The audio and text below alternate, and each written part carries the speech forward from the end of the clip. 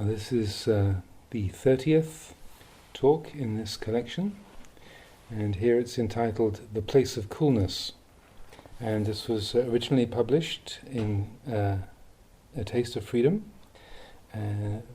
so translated by Puriso, Bruce Evans, and it was a talk given to the Assembly of Monks and Novices at Wat Pah Nanachat during the Rains Retreat of 1978. So I was there as a newly hatched novice at the time. And this was in A Taste of Freedom. This was published under the title Right View, The Place of Coolness. The Place of Coolness. The practice of Dhamma goes against our habits. The truth goes against our desires. So there is difficulty in the practice. Some things which we understand as wrong may be right, while the things that we take to be right may be wrong. Why is this? Because our minds are in darkness, we don't clearly see the truth. We don't really know anything, and so we're fooled by people's lies. They point out what is right as being wrong, and we believe it. That which is wrong they say is right, and we believe it. This is because we're not yet our own masters. Our moods lie to us constantly. We shouldn't take this mind and its opinions as our guide, because it doesn't know the truth. Some people don't want to listen to others at all, but this is not the way of a person of wisdom. A wise man listens to everything. One who listens to Dhamma must listen just the same, whether he likes it or not, and not blindly believe or disbelieve. He must stay at the halfway mark, the middle point, and not be heedless. He just listens and then contemplates, giving rise to the right results accordingly. A wise man should contemplate and see the cause and effect for himself before he believes what he hears. Even if the teacher speaks the truth, don't just believe it, because you don't yet know the truth of it for yourself. It's the same for all of us, including myself. I've practiced longer than you. I've seen many lies before. For instance, this practice is really difficult, really hard. Why is the practice difficult? It's just because we think wrongly. We have wrong view. Previously I lived together with other monks, but I didn't feel right. I ran away to the forests and mountains, fleeing the crowd, the monks and the novices. I thought that they weren't like me. They didn't practice as hard as I did. They were sloppy. That person was like this person was like that. This was something that really put me in turmoil. It was the cause for my continually running away. But whether I lived alone or with others, I still had no peace. On my own I wasn't contented. In a large group I wasn't content. I thought this discontent was due to my companions, due to my moods, due to my living place, the food, the weather, due to this and that. I was constantly searching for something to suit my mind. As a Dhutanga monk, I went travelling, but things still weren't right. So I contemplated, what can I do to make things right? What can I do? Living with a lot of people, I was dissatisfied. With few people, I was dissatisfied. For what reason? I just couldn't see it. Why was I dissatisfied? Because I had wrong view, just that. Because I still clung to the wrong Dhamma. Wherever I went I was discontent, thinking, here is no good, there is no good, on and on like that. I blamed others, I blamed the weather, the heat and the cold. I blamed everything, just like a mad dog. It bites whatever it meets, because it's mad. When the mind is like this, our practice is never settled. Today we feel good, tomorrow no good. It's like that all the time. We don't attain contentment or peace. The Buddha once saw a jackal or a wild dog run out of the forest where he was staying. It stood still for a while, then it ran into the underbrush, and then out again. Then it ran into a tree hollow, then out again. Then it went into a cave, only to run out again. 1 minute it stood, the next it ran, then it lay down, then it jumped up. That jackal had mange. When it stood, the mange would eat into its skin, so it would run. Running, it was still uncomfortable, so it would stop. Standing was still uncomfortable, so it would lie down. Then it would jump up again, running into the underbrush, the tree hollow, never staying still. The Buddha said, monks, did you see that jackal this afternoon? Standing it suffered, running it suffered, sitting it suffered, lying down it suffered.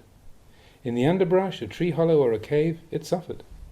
It blamed standing for its discomfort. It blamed sitting. It blamed running and lying down. It blamed the tree, the underbrush and the cave. In fact, the problem was none of those things. That jackal had mange. The problem was with the mange. We monks are just the same as that jackal. Our discontent is due to wrong view. Because we don't exercise sense restraint, we blame our suffering on externals.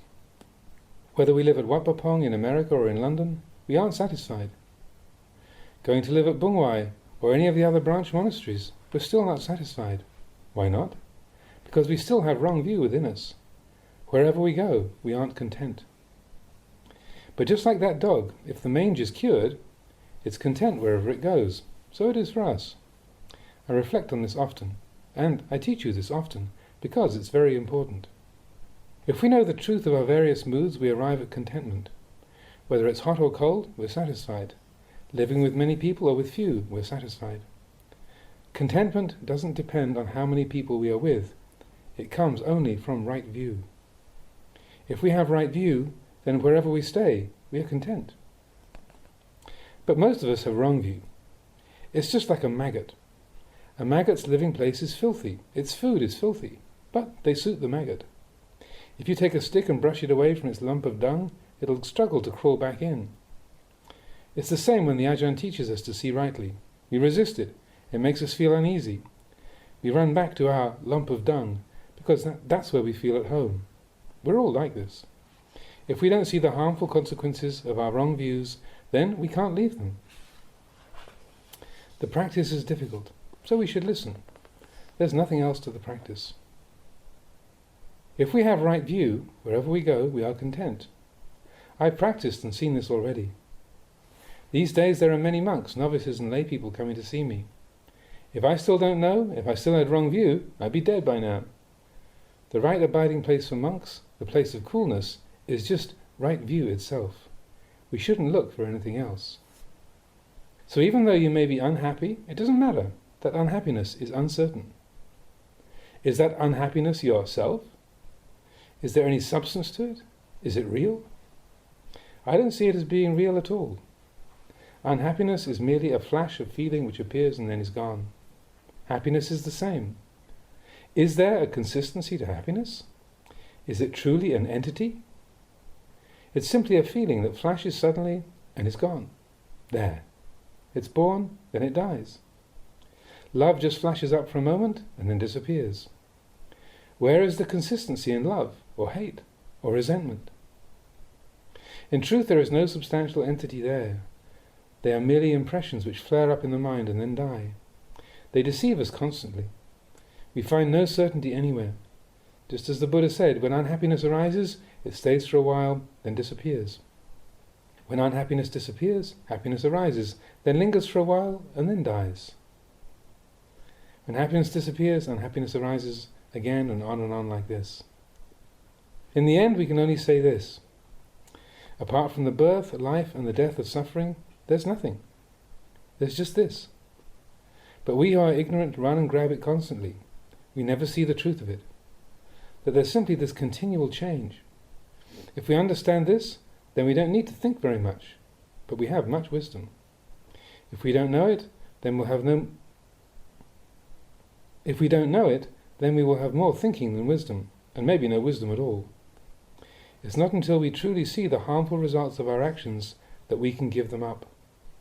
Likewise, it's not until we see the real benefits of practice that we can follow it and begin working to make the mind good.